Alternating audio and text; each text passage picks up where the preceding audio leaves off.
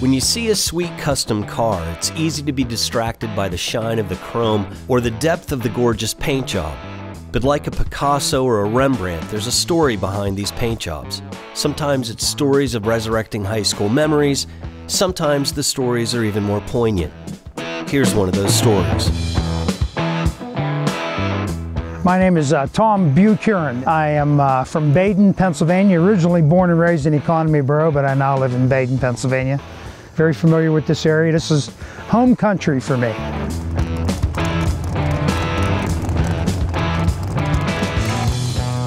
My car is a 1966 Chevrolet Nova. Chevy 2, they used to call them. When I graduated from high school, it was 1968, and I always wanted a 67 Nova. And at the time, you know, things were crazy back then, money-wise and everything else, and with the Vietnam War and all that. And I never really got the car. I had quite a few other cars through my life, but I always wanted to get a 66 or a 67 Chevy Nova. I picked this car up in Meadville, Pennsylvania about 15 years ago as a stock Nova. Refinished it one time and drove it for probably 13 years. And then I decided to do what I wanted to do years ago, and that was make a nasty looking, good running Pro Street car. Everybody said I was nuts for doing it because the car was super nice. It had all the original sheet metal and everything. Everybody said I was crazy for tearing it down, but you know, it's your car. You do what you want to do with your car. And for someone like Tom Bucuren, that meant searching for the right person who had the chops to pull it off. That's when he discovered Bruce Harvey. The main reason I chose Bruce was he does some really nice paint work, and the colors that we chose for the car, he really made them work out perfect. I mean, I couldn't have asked for anything better than that. I was wanting a tangerine and a black.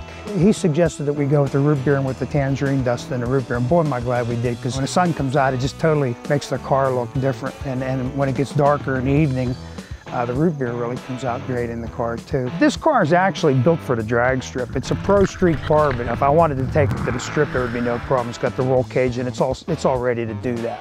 Everything under the hood and inside the trunk and inside the interior of the car all matches the outside, the way the colors flow from the bottom up.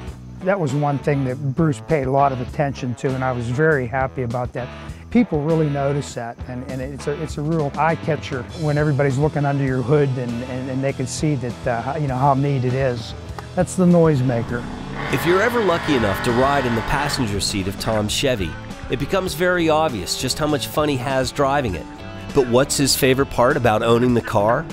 I mean, this is something that I've wanted all my life. And to have people tell you that you did it right after waiting a lifetime and saving a lifetime, it really makes you feel good.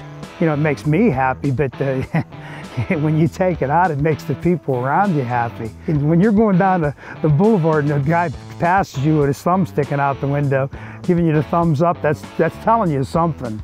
Dream car, no. I think I had that car when I was 18 years old in high school.